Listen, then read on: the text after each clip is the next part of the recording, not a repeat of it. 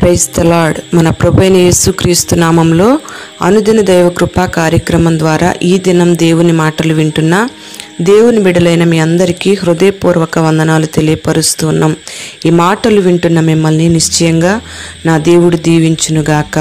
Amen. సమూయేలు 2వ గ్రంథం 6వ అధ్యాయం 12 నుంచి 14 వచనాలను మనం గమనిస్తే, దేవుని మందసం ఒబేదేదోము ఇంటిలో ఉండడం వలన యెహోవా ఆ ఇంటి వారిని ఆశీర్వదించుచున్నాడన్న సంగతి దావీదునకు వినబడినప్పుడు దావీదు వెళ్ళి దేవుని మందసాన్ని దావీదు పురానికి ఉత్సవంతో తీసుకుని వస్తూ ఉన్నాడు.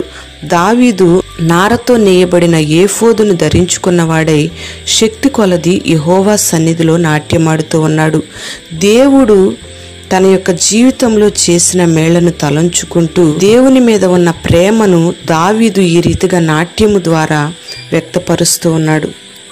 యెహోవా మందసం దావీదు పురానికి వచ్చినప్పుడు సౌలు కుమార్తె అయిన మేకాలు కిటికీలోంచి చూచి యెహోవా సన్నిధిని గంతులు వేయుచు నాట్యమాడుచున్న దావీదును కనుగొని తన మనస్సులో అతని హీనపరుచుకుంది.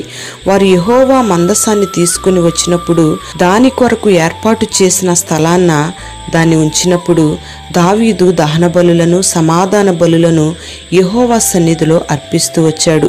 సైన్యములకు అధిపతి యెహోవా నామాన్న దావీదు జనులను ఆశీర్వదించి స్త్రీ పురుషులందరికీ ఒక రొట్టెను, ఒక భక్ష్యాన్ని, ఒక ద్రాక్ష పండ్ల అడను పంచిపెట్టి తన ఇంటి వారిని దీవించడానికి దావీదు తిరిగి ఇంటికి వచ్చినప్పుడు సౌలు కుమార్తె అయిన మేకాలు అంటుంది, పనికత్తలందరూ కూడా చూస్తూ ఉండగా దావీదును అంటుంది, వ్యర్థుడొకడు తన బట్టలను విప్పివేసినట్టుగా ఇశ్రాయేలీయులకు రాజువైన నీవు నేడు బట్టలను తీసివేసి ఎంత ఘనముగా కనబడితివని అపహాస్యం చేస్తూ వచ్చింది. దావీదు నీ తండ్రిని విసర్జించి ఇశ్రాయేలీయులను తన జనుల మీద నన్ను అధిపతిగా నిర్ణయించడానికి నన్ను ఏర్పరచుకొనిన యెహోవా సన్నిధిని నేను అలాగు నాట్యమాడుతున్నాను అని మేకాలుతో చెప్పాడు. ప్రియ దేవుని బిడ్డలారా, విన్న ఈ మాటలను బట్టి మనం ఒకసారి ఆలోచన చేస్తే, దేవుణ్ణి ప్రేమించేటప్పుడు మనకు ఎన్నో అవమానాలు ఎదురవుతూ ఉంటాయి. మనుషులందరూ కూడా మనల్ని హేళన చేస్తారు. మనసారా ఆయన్ని సేవించేటప్పుడు దేవుడు చేసిన మేలులను బట్టి మనం నాట్యమాడి ఆయన్ని స్తుతించేటప్పుడు అనేక మంది మనల్ని హీనపరుచుకుంటూ ఉంటారు.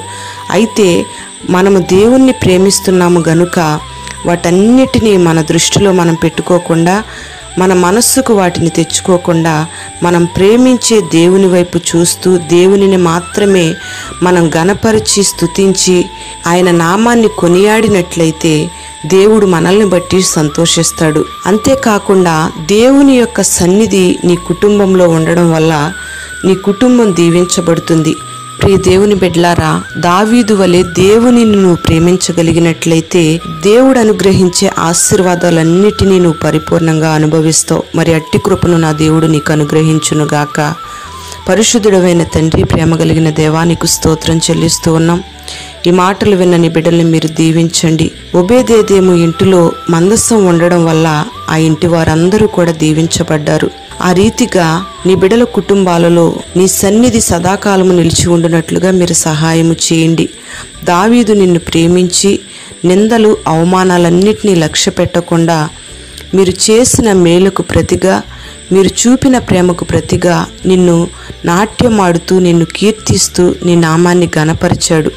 ఆ రీతిగా నీ బిడ్డలందరూ కూడా నిన్ను హృదయపూర్వకంగా సేవించి స్తుతించి ఘనపరిచే కృపను నీ బిడ్డలందరికీ కూడా మెండుగా మీరు అనుగ్రహించి పేరు పేరున నీ బిడ్డల్ని మీరు దీవించి ఈ దినమంతా ఆరోగ్యం, క్షేమం, కాపుదల నీ బిడ్డలకు మీరు దయచేసి మహిమ, ఘనత, ప్రభావాలు మీరు పొందుకొనమని యేసు పేరట వేడుచు ఉన్నాము తండ్రి. ఆమెన్.